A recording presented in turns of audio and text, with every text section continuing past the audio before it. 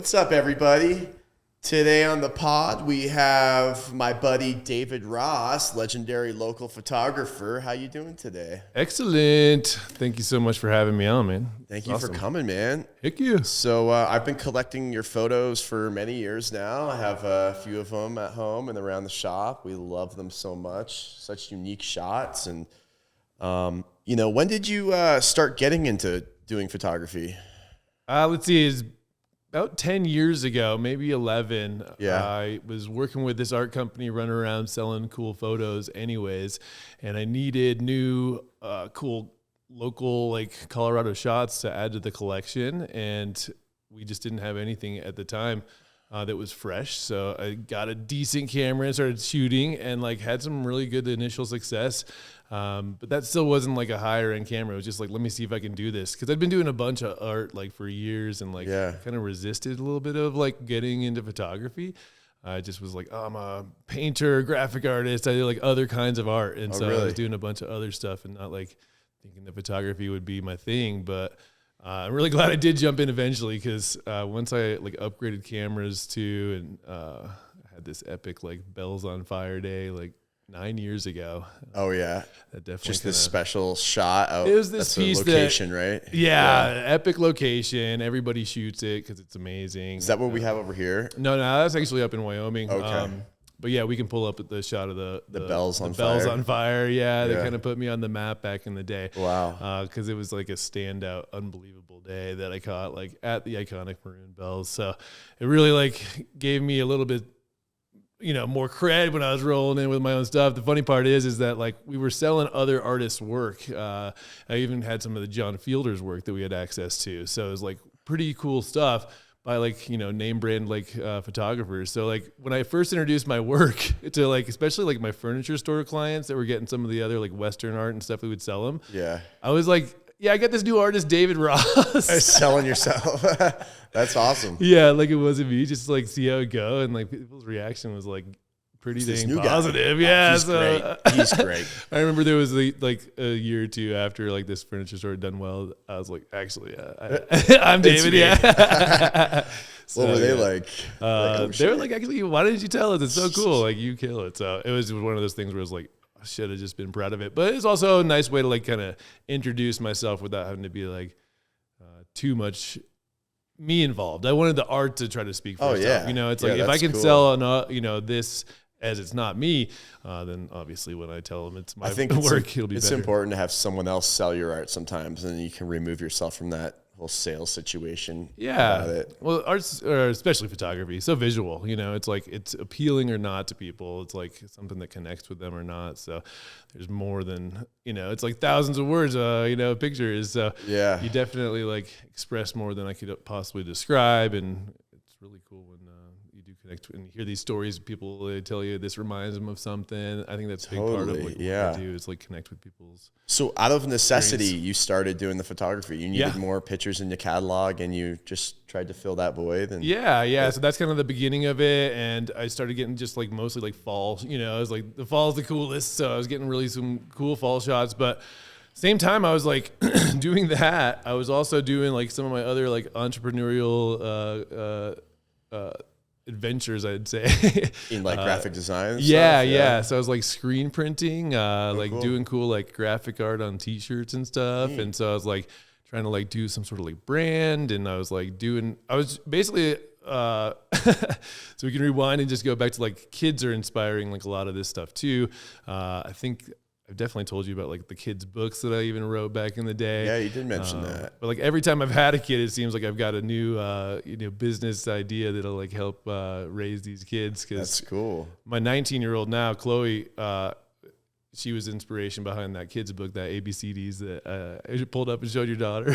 Oh yeah. Yeah. So that's neat. She got me into writing kids' books because I was like a preschool teacher. You were back in the day. Oh really? Yeah. For art or just teaching preschool from when I met my wife. Yeah, it was 21 years ago, 22 years ago. Like, had kind of gone off to college, like thinking one thing, and definitely realized like I'm not going to waste my time like doing all the this stuff that I'm not like really enjoying. I'm just there to like enjoy myself and party enjoy life. And Yeah. took some time off from school, like lived in Vail, went snowboarding, kind of like forgot about like what the path I was on for a bit there, and then got a little bit into art at that time too, like starting to draw and like kind of find that creative part of myself. So ever since then, it's like that aspect of my life has been important to me, like to maintain and try to like find a way to like do something with potentially. Like back in the day, it wasn't as important, but to like make money necessarily off my art. But I was also intrigued by that idea that like you could be an artist in the world and do something creative with your time. Yeah. So that's what's great. cool about photography. It still allows me to be an artist. And even though I didn't first think it was my path, like once I started recognizing that I'm really blessed with some amazing experiences already with my career, like of getting shots at certain times that are just so cool. Yeah, I've seen a lot of your work around some of the establishments in Evergreen too. Like at, I think my lawyer's office has some, and I've seen a few locations. But there's a few. The accountant. She loves the me accountant. too. That's She right. loves me too. It's definitely speaks to Colorado vibe, like these shots out here. Absolutely. That you're taking. What are some of your favorite locations that you've shot at? I definitely always kind of answer this question with, I love the variety, right? Like I love that I can go to my favorite places, but and I'll tell you some of the favorite ones, but what I love is being able to like go to so many different ones too, right? Like the San Juans are like a special place in my heart. When you say like favorite locations, I'd say that that mountain range is just like unbelievably amazing. So much to explore, so awesome, like young jagged peaks. Really? They're just like so gnarly. So it's just so cool to be up there and see that range. And then you got to also give props to the other really rugged range like the Tetons. So that's another one of my absolute favorite places in the world. So And then you got some iconic spots like Red Rocks, and then we got the I-70 overpass over here. Everyone knows that shot when they're coming up to the mountains. It is magical. It is. I call that like the fall in love with Colorado, because you come up that hill and then you see that view. As soon as you get past the bridge, as soon as you see that view, you're just like, I could stick around this place. It wouldn't be too bad. Yeah. That is so iconic, growing up and stuff too, for sure here, Totally. It's like, Everyone going to the mountains. knows that. You're in the mountains now. As soon as you get there, it feels so cool. So every time. So I'd seen somebody else do some long exposure stuff, and I was like, I want to give that a shot. And I was actually up like to go teach a little part-time for fun and like free tickets to around the state. Since I travel so much, I teach part-time at A Basin. So I was up for early like teach A photography? Basin. Nope, teach skiing. Oh, no way. Yeah. Because I skied, snowboard, and nice. I do this little gig where I still get to teach. Kind of like brings me back to those preschool days. Awesome. Teaching skiing for kids, but adults, whoever needs a lesson, kind of thing. So It's actually like I enjoy doing that. Awesome. As much as I enjoy about that for my daughter. She's just getting into skiing skiing right now. Yeah, come on up. But I was up for just in case the traffic was bad, and it wasn't that bad. So I was like, I got time to shoot. I'd like to get the bridge today if I could. It looks like it might be a cool sunrise, and it really was fire. Like the whole sky lit up, all like pink and purple, and that shot's right before the sun actually hits, because that way I was able to still have that exposure length Purple, a bit long enough to like pull out those car lights. So how long is an exposure like that? I think that one ended up being like 2.5 seconds, something like that. Not that long. So I can see some of the headlights, and it's imagine like 2.5 seconds. It wasn't that long of an exposure, but they're going 70 miles an hour, so they stream out pretty awesome. So. Yeah, it's an awesome shot. And I think when you over lengthen that, it's just like, I like this one's just like kind of crisp lines. It looks really you neat, can see like the separation of the lights. Yeah, no, I think that one is awesome. So that's an epic one. The locations though, it's just so fun because this year my daughter, I have my 19-year-old going to school in California. So after we dropped her off for school this year, my wife and I went up to San Francisco, which I'd never been to, and then went to Yosemite, which was like the big bucket list thing for me. For years, I've wanted to go to that place. So like getting to experience that this year, it's just like new favorite, right? You talk about favorite locations, like this place. Oh my gosh, the waterfalls, and you got the El Cap is just so massive. It's just so impressive to stand below. Wow. And stand in the valley. I have a funny story from like when I went to Yosemite back in April. So I went to visit my daughter, and like I was like, I want to get like wintry shots because those were some of my favorite Ansel Adams, who's a huge inspiration to me. Yeah. We actually used to get some like knockoff, not knockoff, but we would get some like Ansel Adams, just like small prints, and they were cool. And I got to sell some of like these awesome Ansels through the like, years back in the day. And some of his work is just amazing, of Yosemite Valley, these certain views. It's like, gotta go shoot that. And so I'm in Yosemite, misinformed about like this old overlook like near the tunnel view. And I ended up like trudging through snow because I'm like walking up the snow. I'm like thinking that this is like really close to the road. I end up like climbing this mountain. I'm to the point where I'm like committed. I'm so far up. I'm like, I really want to see this. It's like, this is like Ansel. And I'm just going to go up. I'm like getting knee deep. This is like winter snowpack in Yosemite. The Sierras got ridiculous amount of snow last year. Yeah. I'm like sometimes post hole and like so deep, but I finally get to like this spot. I was like following some tracks. Like I was the only one who'd go. I'm gonna end up on this like crazy like precipice where I'm like, oh, if I like fall off here, this is a long way down. My last photo. but the view up there was so sick. It was just kind of like an overcasty day. But in the end, it's not like that's the greatest seller. But I do a lot of these adventures where it's like you work really hard and like to get the shot, and then not even the shot, but it's still like content that's like fun and a cool experience and cool places. Do you record any of your journey to the spot that you? So yeah, since I'm being like mainly just photography, I sometimes totally forget about that aspect. But I have tried to, through the years, like, oh yeah, remember to keep a little track. So just get like a GoPro on your just like GoPro everything. Yeah, so I have a little bit of all of it, but I do try to make a habit of like filming a little bit. My kids got me into Snapchat, so I'm like snapping. Oh yeah, snapping little snippets of video, along my adventures, and then I'll like pull that all back into little videos that I've.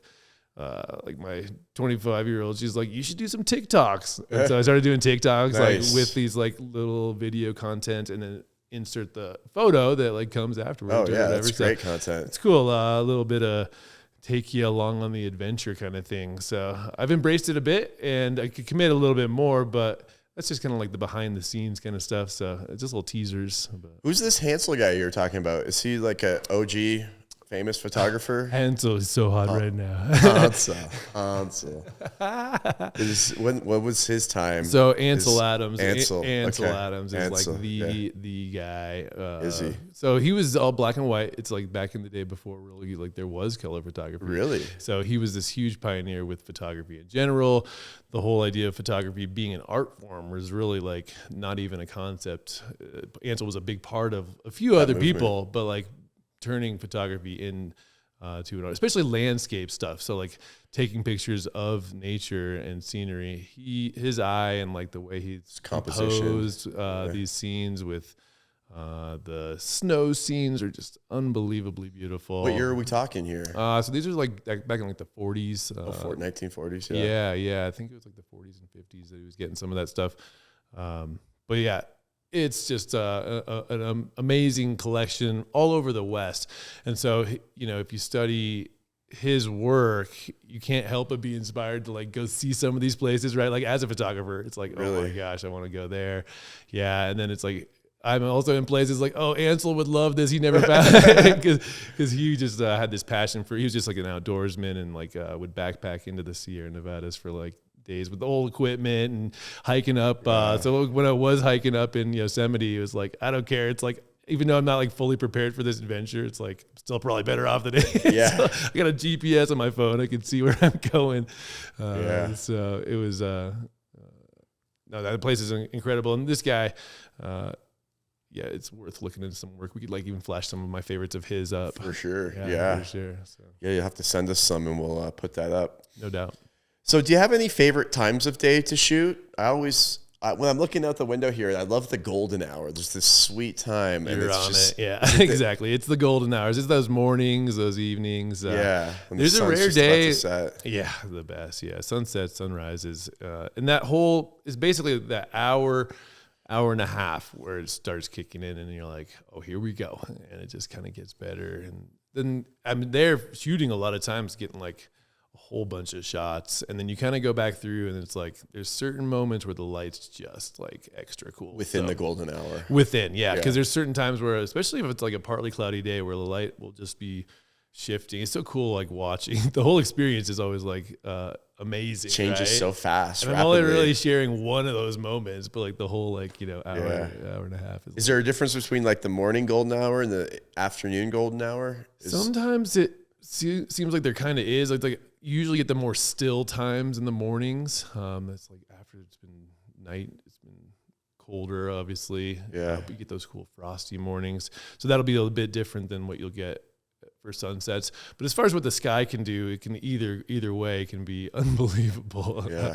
So you just never know what you're going to get. That's always like out of my hands. You can kind of predict with like, ooh, it's going to be partly cloudy. That's good, so you can do a little bit of forecasting for it, but there's no like, seems like guarantees. The mornings when I notice, when I get in early before the sun comes up, the mornings here, they really light the sky up. Oh, yeah. Orange, like purple, yellow. Yeah, that's the best. Yeah. Yeah. Yeah. I love to experience that. And that's part of what makes this so fun to do. So when you're out hiking to these locations, do you ever encounter any wildlife along the way? I do. Yeah. I've luckily not had any like bad bear encounters, knock on wood, or things like that. Seen some bears. Actually, in Yosemite, I've seen bears twice now. So really, black bears? But they're pretty big ones too. Yeah. So, and then we saw when we were coming back, we went through Tahoe. We saw this huge dude. A huge deer? A huge dude. This huge bear. This big boy. Yeah. He's a monster. So, yeah, we saw some cool bears this year. But I had this experience this summer, though. I was up in the Wind River Range, and the northern Wind Rivers is like definitely the grizzly country. So you got to be a bit aware. So it's when you're going up towards the Tetons in like northern Wyoming-ish, like it's northwest Wyoming, this amazing range that goes almost up to the Tetons and where Jackson is and stuff. It's just super remote. There are some roads that get you close, but you still, if you want to see it all, you got to backpack back. So they got grizzlies up there? There's definitely grizzlies. So you got to be on guard for that kind of stuff. I have like bear spray and stuff. But you got like a horn too, or? Yeah, the good thing that I have about where I'm going is typically it's a little bit busier. There's other hikers, but that's not always true. So yeah, it's always a gamble. As a photographer in the daytime, in some ways, I'm like, ooh, if I saw a grizzly, that would be really sick. I could get a cool like grizzly bear shot. But I'm equally like I don't really necessarily want to see anything, especially stumbling upon it in the wrong way. What are you supposed to do if you encounter a bear? Do you know? Different bears, different things, right? So like black bears, you can like I think it's the black bears you can scare. Or you just like, it's like a good idea just like roll up in a ball, try to Oh, really? Yeah, for the certain bears. And then roll up in a ball. Huh? Yeah, like cover your neck, you know what I mean? Like get down on your knees. If you're getting like, attacked, yeah. Yeah, if you just get down, they'll like usually like, oh, you're trash. I don't want to like, you don't smell that good. Like I don't want to like eat you. But so you're not supposed to be big and scare? So like that's for like mountain lions and stuff. Oh, okay. That's what you want to do if you see mountain lions. I think you do this to a grizzly, he'll just wipe you out. Like you just you want to back away slowly kind of thing. And like, you really want to give them a lot of room. Yeah. And that's why I have that huge lens. So it's like, I could give them room and shoot them, get a shot of them, but you don't want to be too close to these giant animals. Have you ever encountered a mountain lion? So I still have not encountered one. I'd like to get like a cool mountain lion shot, same kind of thing, but they're so elusive. I'm sure they've seen me and I just haven't seen them. We're getting some pretty good shot of Bigfoot out here in the Colorado wild. I got a buddy who's all about it. Yeah. They found this new, did you see that latest footage where Bigfoot's out there in the Colorado somewhere? Like down near Durango or whatever. It still looks too, his hair looks too nice. Yeah, like, he's a little bit too fancy. Yeah. But yeah, no, moose are the other dangerous thing out there. And I was really nervous because this backpacking trip at night, I got a hammock set up. So my wife jokes, it's like, like a hanging burrito for the bear. It's like you're on a stick. Yeah, it's just ready. He's like totally vulnerable in there. So I'm like laying there at night and I hear these noises, like something is coming through the woods at a pretty big, like pretty quick clip, and it's making noise like it's something Really? big. That It must was be scary. intimidating for sure. So what do you do? Just wait it out? I'm just quiet as heck. I'm You like, don't peek or silent. anything? Yeah, Yeah. yeah. Well, it's totally dark. It's like zero You visibility. don't want to put a flashlight on. Like, No doubt. I'm not shit. going to make attention to me if Yeah. it hasn't noticed me yet. It probably smells me, but hopefully it's not going to mess with me. So, yeah, I just stayed silent, and eventually, like, heard it go by. I was like, okay, I think I'm okay.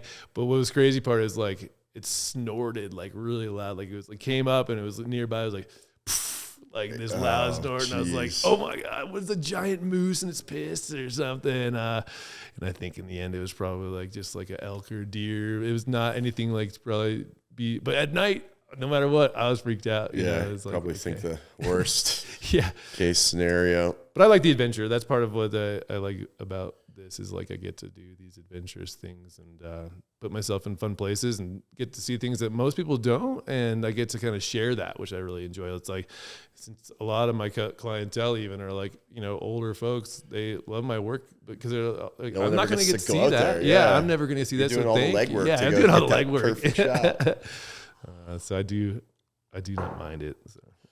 Hey, is life a little bit chaotic at times? Well, me too. Put a little harmony in your life. Harmony Extracts. Scoop me up a dab. No matter what you're into, they've got you covered. Live rosin, live resin, live batter. Look at those diamonds. They got you covered, it looks like, with everything live.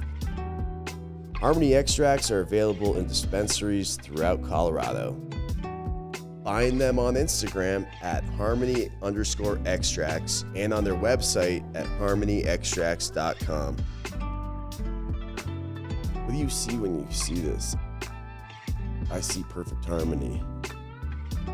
So what about weather conditions? Is that ever a factor? Like if you're doing an overnight trip and then, It certainly freak can storm be. comes in? I really try to be prepared for, or be just a weather aware about trying to go up when it's too stormy, because it's just gets kind of miserable.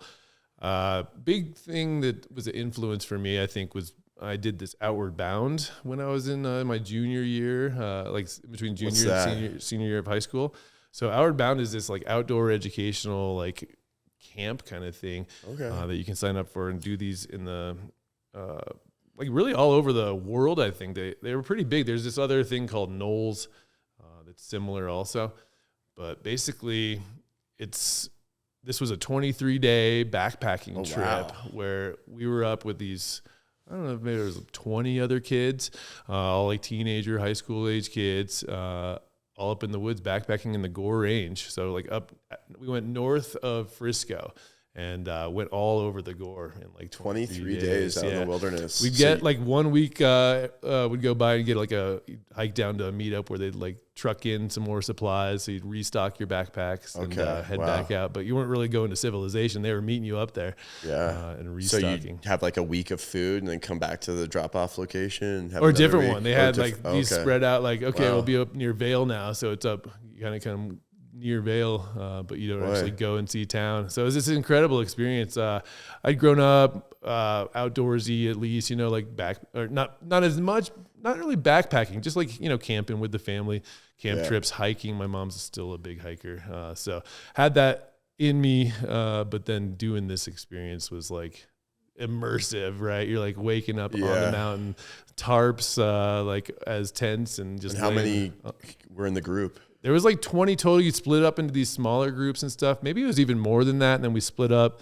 The really cool last week was based on your skill level. Like, are you going to do like one adventure, another adventure, or like this crazy adventure? Like, and they're like, you can do it. Like you're able to do whatever you want. And I was like, okay. So like this Widow's Ridge, we're like sidewalk in the sky kind of traverse up on this awesome ridge up there. So did you have like survival Widowmaker. masters with you, or were you off on your so own? it's all these cool like guides that are kind of Guides, like yeah. they're like teachers though, because it's like a little bit of an Yeah. educational thing also. So you're Sure, learning you learn a ton. Like you're learning being all out sorts of stuff. We were doing a immersed. little rock climbing, like Starting fires out climbing, with nothing. belay. Or were you doing like we that were. Let's see, it wasn't too many times that we were doing fires.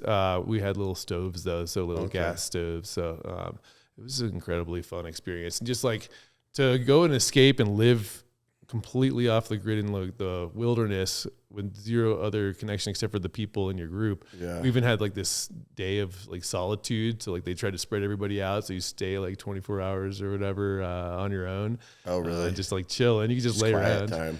I like carved up a like wooden fork and stuff because you didn't neat. have I didn't have forks up there. That's cool. But anyways, yeah, it was such a cool like life-changing, I'd say for sure, experience for me because I just like really loved it. That yeah, figuring out a way to like have that be part of my life, you know, like still be able to do something like that, if not a month in the woods, at least like a few days here and there. So Well, that's what you're doing, right? Getting out what's so there. cool. That's what's like So were really- you doing any photography when you went on this outbound adventure? Or? You know, I was like 17, high school. If I'd been into photography back then, that would have been fun because I would have been able to probably get some shots. But yeah, I would get some shots. I think we had like a disposable camera that I brought along, something like that. You know what I mean? Get some shots. But, I remember those. it wasn't like being called to do that necessarily yet. As much as it was fun, it was Maybe it like inspired you like to get out and see those locations and, you know. well, those mornings, right, and like sunsets when you're up there and like you're experiencing it, it's like that does have an effect. So you do remember how awesome that was. So it's like, But you were just soaking it in back then. just more living so. it instead of like I got to capture this to share this because it's like I didn't realize like how rare even that experience was because not many people ever have an experience No, like that. really, they don't. It was so cool. So That's cool. So I saw you at the Conifer Art Fair recently, and you were showing me this like super cool night shot that you did. It was like a time lapse night shot. That was dope. Yeah, to see so- all the stars and the Milky Way and yeah, everything. we can post that one up for Yeah, sure. let's definitely show that one. Yeah, so that's actually up at Devil's Tower, which is like cool because it's also where they have like the whole Close Encounters of the Third Kind. So it's all the whole, really? Yeah, that's where that Oh, place. no That's the way. place that the guy's building. Yeah. Okay. So there's That's like that that Spielberg tie- movie, right? Or is Yeah, it? yeah, Okay. Yeah, so like total alien movie. So now Yeah. it's cool because I was up there. I have clients in Gillette that's nearby, and I was Mm-hmm. visiting clients, and I was like, I'm gonna go shoot sunset. So I'm shooting sunset, and these guys are setting up to do night photography, and I've learned a bit, but I've never really had like too much success. Haven't like dove into shooting Milky Ways and stuff, but oh man, that was awesome. Because what happened was like they're like, well, between like 10 and midnight, it's gonna be really good. But at midnight, the moon comes up. And so it's super cool because in this shot, I ended up, so I go out there. It's just like right away, you can see it incredibly well. Like when I have my settings dialed, just even on the camera, I'm Really? like, wow, this is killer. So I'm like getting sweet shots. And then, yeah, around like 11:30, the moon is actually like lighting up. There's like little clouds on the bottom of this shot. It's like And peeking over the horizon. No, it's not quite that high, but it's glowing clouds like a sunset. Oh, cool. But it's or sunrise, but Yeah. it's moonrise instead. And it's not even peaked yet. No, it's just like glowing the that glow. up. Yeah, Because you want it that's to be dark enough to get all those stars. So Sure, like yeah. it was kind of a balance. Like it did get a little too bright, and you lost a little bit of the Yeah, stars. but there's that sweet spot. So there yeah. was that one shot. Sometimes there's just that one shot. and you're So like, how that's long was the one. exposure for that shot? So that one's 15 seconds. 15 seconds? Yeah, Wow. like 3200 ISO. So you turn Okay. up your ISO, so it's like absorbs all this light and just all these distant galaxies. You can see like So crazy, someone yeah. was pointing out like Andromeda. It's like that's Andromeda. Wow. It's like a whole other galaxy right there. And it's That's like, so oh my cool gosh, that that's you can so capture cool. that. Yeah. Did you see anything abnormal out in the sky there that night? That would have been the place to see it, right? Yeah. I Yeah. mean, in some ways. Do you got a laser pointer? That'd Because be kind of fun. Yeah. you should have one Definitely. out there. Next time, for sure. That's really cool. So anyways, yeah, I got into the Milky Way stuff this year. After that, I went around and shot some more, but that's still the special one. That's still like the coolest one from Yeah. the first night because just the way that angle of that is still Clear like, sky. yeah, such a dark sky too up there. Yeah. So there's no cities anywhere near there. So it's just really cool. You get like these apparently it's like atmospheric gases that cause some of the colors in that shot. Oh, really? So yeah, it's really got some sweet color that's just picked up naturally. So cool. Have you ever experienced the Northern Lights before? On the list, yeah, not done it yet. That's on the bucket list? Yeah, for sure. So, yeah, I hope to one day, for sure. I definitely hope to see all sorts of cool stuff. Like, the world travel is like the bigger goal, but I feel like that for what I do for my regular work is like this region. So having the best of this region is the best for that. But if I can grow the audience, one day have the people that'll be interested in buying stuff from wherever I go, doing some travel photography. It's nice to have a theme, you know, like if you're focusing on this Colorado region, and there's so much to see here. Yeah, like within 10 hours is kind of like my average, like max. You know, my daughter in California is like 16, so now I'm doing bigger stuff too. Yeah. But just within that, it's unbelievable how cool and how much diversity from the mountains to the desert. And I just have, I was going to mention, like, we could talk about some desert ones too, because I got some sweet. Is that like the sand dunes? No, I'm talking like going into Utah, going into Arizona. Yeah. Oh my gosh, it's so beautiful. And like just going out to Moab every year has like been a favorite passion of mine. Like talk about favorite locations. That place is unreal. Like you got the arches out there. And all so it's arches and canyon lands. And then, and we should talk about disc golf too, because I go out there every year with the disc golf crew, because I'm a big disc golfer over here in Conifer. Nice. Yeah. And there's this course that's in the desert, like on these crazy rocks, like you're in canyon lands, throwing discs like up canyons, like down off of cliffs and stuff. Like it's so amazing. And you get the Colorado River flowing by, and beautiful. Like it's just like surreal, and it's just so beautiful. And so I go out there to experience the experience of, you know, hanging out, and it's about an hour of, like, some of it's decent 4-wheel drive.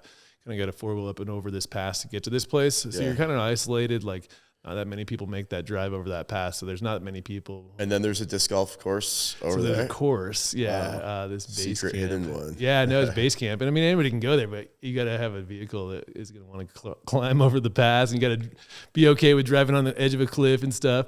But it's so cool. So very cool. Going out there is amazing. So I try to do that with, and then that's another cool like bro time, like with the family. I've got a bunch of kids, and spend time with the wife and the kids. But how many kids you got? Well, so I've got 5 altogether. Wow. So I met my wife 21 years ago, and she had a couple of cute little kids. Actually met her daughter in the preschool classroom before I met her. I met Caitlin first. Nice. She was like my best little friend in the class, because she was a super smart little 3-year-old that could talk like conversationally with me. Because she was just one of those smart little girls. So we already were friends, and then I met her mom, and we were like, I was young, I was like 20, she was older, but like ended up being this amazing thing, and here we are, like 21 years later. So we've got 5 kids all together now. So 2 that started that were 3 and 5 are 25, almost 27. And then I've got my 19-year-old daughter, because once we were together and I was raising her kids, it was like, totally do kind of want, like, she'd kind of like mess with me too at first. She was like, oh, guess what? I'm like, I'm late and stuff. And she's just like testing me, right? Like, see if I'm actually like serious. Because I was only like 22, but I'd already been with her a couple years, like 3 years. We bought a car together, and like we were pretty serious. We were like, we weren't messing around at that point. So having our own kids, it did change my life though. It's like, I was like, I am ready. You know, it's like, as a preschool teacher, I'm raising people's kids all the time. I'm basically in that parenting role. I'm enjoying like the whole experience of kids, because it's like I can actually relate to these kids better than a lot of these adults and their parents. You know, it's like I'm still a kid at heart, and so it was like a fun job at 19, 20 years old through like 23, 24 that I was teaching kids, going to recess, nap time. But all the educational part of it, I really enjoyed, because I would like have fun, tell stories, like make it interesting. You're inspiring the kids too. I used to teach young kids art classes back in the day too. Awesome. I enjoyed that, just seeing what they come up with. Like, yes, kids have crazy creativity. Yeah, like definitely more in tune with expressing themselves than a lot of adults get to be, Totally uncorrupted by all the trends in society. No doubt. So I'm a glass artist and we collab quite often, but does that ever happen with photographers? Like, do you guys ever meet up with other photographers and say, "Oh, I like your style. Would you like to go like collab on?" And then maybe you guys can merge styles. I don't know how you do that, but yeah, I don't think we would necessarily merge styles, but I think just going out to shoot together is something that I honestly am just wanted to start getting into more. I just recently was like hit up by this photographer who I'd kind of like seen coming up. He's got some really nice work. He lives down in the Springs, and he hit me, I think I got commented something like "nice shot" or whatever. This a really nice collection or something. And he's like, "David," he's like, "you're one of the photographers that inspired me back when I first got in," and because I'd like been posting stuff back in the day. And he's giving me props. I was like, "What?" I was like, "Dude, you got great stuff yourself." And yeah, because of what I do with my photography, I'm just like traveling, I'm working, I'm on the road. I'm not necessarily like mingling with other photographers when I'm doing this stuff. I haven't really done that connection with other people and other photographers out there. But yeah, this guy ends up being really cool. Like, so right after he hits me up and I hit him back up, we're just chatting like, "Dude, what's up? We have to meet up sometime." I'm in the fall. Like, this is back in October this year, like probably within the month after he texted me. I'm going up McClure Pass and I see this guy running across the road. Like, that kind of looks like Daniel. No way. Yeah, I was like, if there's an FJ back there, it's got to be him. And like, sure enough, he's there with this other photographer who I also like follow and like his work online too. Way. So I beat both these dudes, right? I was like, that's so cool. Did you go out and shoot with them? So they were going the one way and I'm going the other way, but it was like, okay, no worries. It's like go rock and roll. So they were collabing, I guess, kind of. So those guys hang out. Yeah, I guess there's like a whole crew in the Springs that get together and shoot, and they have like these workshops. Share locations and tricks and so like I think they run in like workshops together sometimes too. Oh, so nice. That's another way of like doing things. That's what I was going to ask you too. So do you ever do any like classes or like teach to like up and coming photographers or people that want to learn how to get these shots? Yeah. No, it's not something that like I've done quite yet, but I've really gotten hard thinking about it because it is kind of going to tie back into like that teaching role that I like. I wouldn't mind doing that. Yeah, so. Even if it's for like amateurs that just want to go out and get their own shots, and you were like a photography guide where you could say, okay, this is where I got this shot. Everyone's set up at this location. We'll take a few shots here, go over there. Yeah.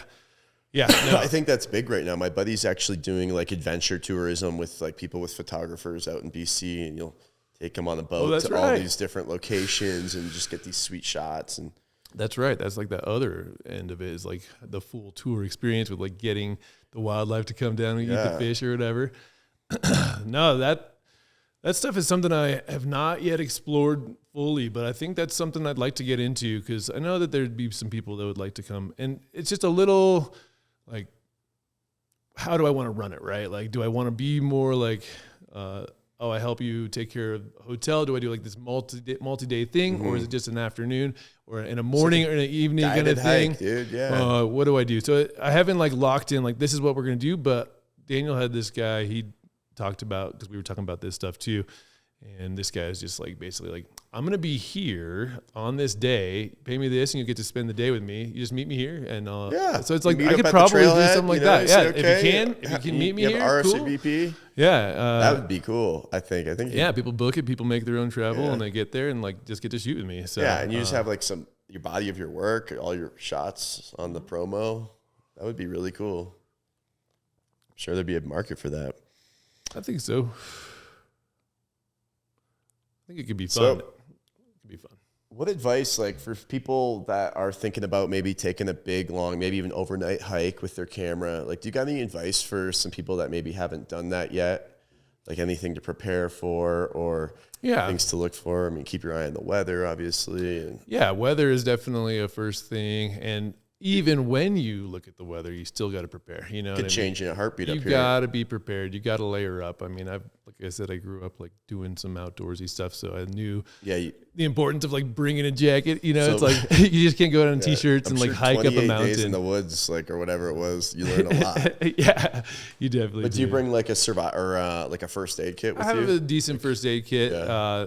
Actually, I didn't always, but I always had like something, you know. But now I've got a pretty good one because I've just continued to like upgrade my safety. Because honestly, like the summertime stuff, I feel is one thing, but then I do like a little bit. Definitely is the winter stuff, like the split boarding stuff, where you're getting up. I'm not like doing overnights necessarily, but like doing that stuff's where it is a bit more dangerous because I am like potentially dealing with like avalanche terrain, right? Like it's like new fresh land, like snow. It can be some of the best experiences, but you're also putting yourself at much more risk, you know, by putting yourself up on a mountain in the winter where you're on potentially unstable snow.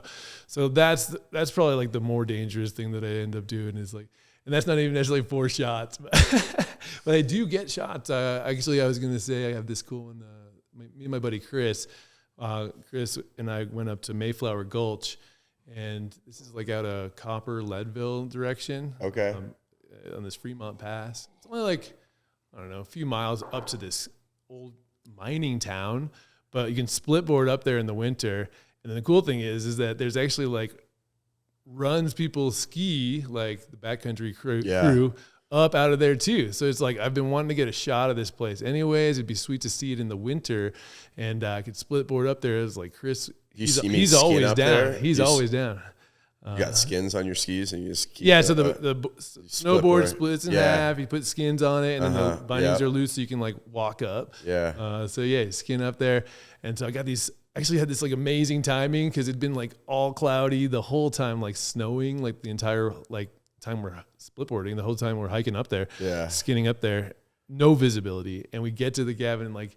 Somehow the sun like breaks free and I get this super nice lighting. It's a sweet shot of Mayflower. Awesome. So, and then, I mean, the reason that he was super down is that it's like, we just skirted off to the right up this ridge and like, there's some super fun lines that got down in the trees, but we run into this guy and he's like, you guys have fun. He's like, have you been up here before? And they're like, no, this is our first time. He's like, just beware. There's like holes, like these mine shafts. They're like in the ground that you got to be careful not to fall into. Whoa. So this was not something that we were aware of. So we kept a bit more of an eye out. But there's even more danger out there. So yeah. You don't want to be stuck in one of those. Yeah, look out. So, jeez. It's a fun thing. Could be a nightmare. Yeah. That's pretty cool. Well, you got any big hikes on the horizon that you're thinking about doing? So wintertime is my like ski and playtime, and I have some fun stuff on the horizon there.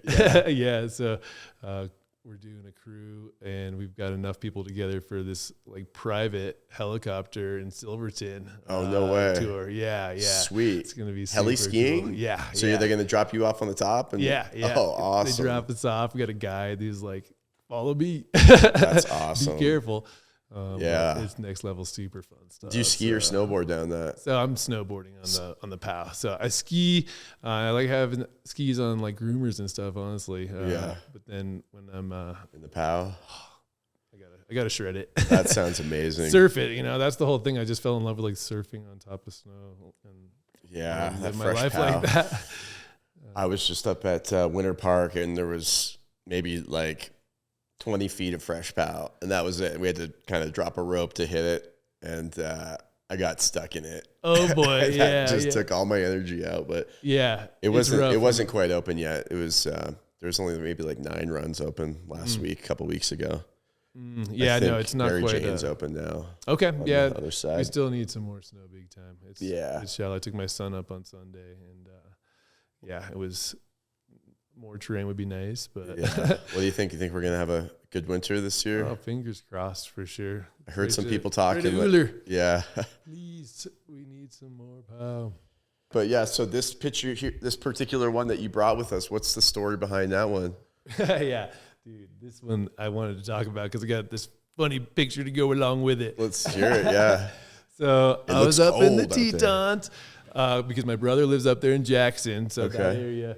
we'd actually gotten 20 inches of POW. We'd gotten split boarding up on Togety Pass, like near here, 2 days before this. Just like huge storm came through. It was awesome, but then it actually cleared out. And for the rarest times when I've been there in the winter, it was clear and there was no clouds covering the Tetons. I was like, I wonder what the barn looks like. So I go to the barn, and yeah, I knew that it was going to be, closed. So you got to like start hiking, get through the snow. So it's like almost a mile through the snow. I get out there. It's so beautiful, I'm getting shots. It was so sick, but freezing, right? My camera battery is just dying. No way. I like get a couple shots. It's like dead. Warm it up, like get 3 shots. Is that right? Like, luckily I got this shot. Wow. But yeah, I get back to the truck and it says -20. Holy shit. Yeah.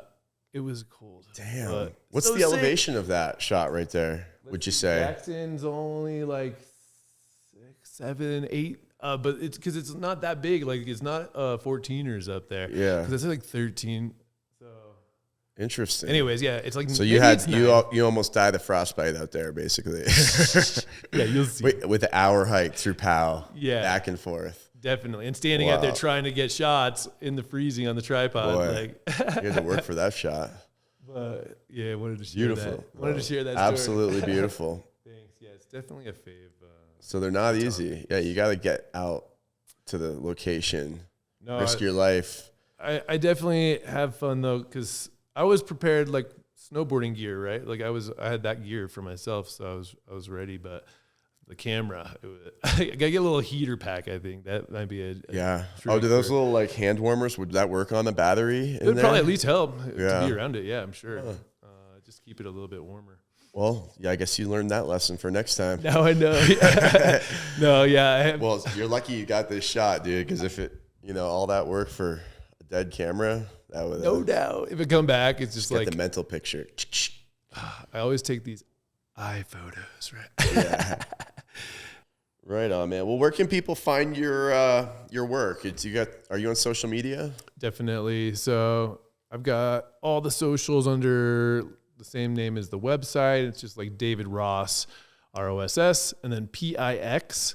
So all one word, David Ross Pics with the X. With the X. Cool. DavidRossPics.com or like Facebook, David Ross PIX, Instagram, PIX, and then I even have a TikTok. Nice. That I've got some of these reels, which you can go watch like some of the follow along, little snippets of cool. I'll have to check that out. Yeah, we just signed up for TikTok too, and it's you guys totally do. Yeah, we're doing platform, this. People like can integrate it with like what you're doing here. It's just like boom, boom, little snippets. Totally, people would love it. So totally awesome, man. Well, thank you for coming in and talking to us today. And, dude, thank you, man. I really appreciate. Look forward to seeing some more work from you. And heck yeah. We'll stop by anytime. I love seeing all the new shots out there. Yeah. I've got some new ones all the time. So, and I got to show you that waterfall at least. That one's sick. My wife just sent me the one of the sunshine through the aspen trees with all the orange. Good. Yeah, that's a good. I love that one. I might have to scoop that one up. Yeah, buddy. So thanks again, dude. Check him out on all of his social media. Thank you guys for tuning in, and we'll see you next time.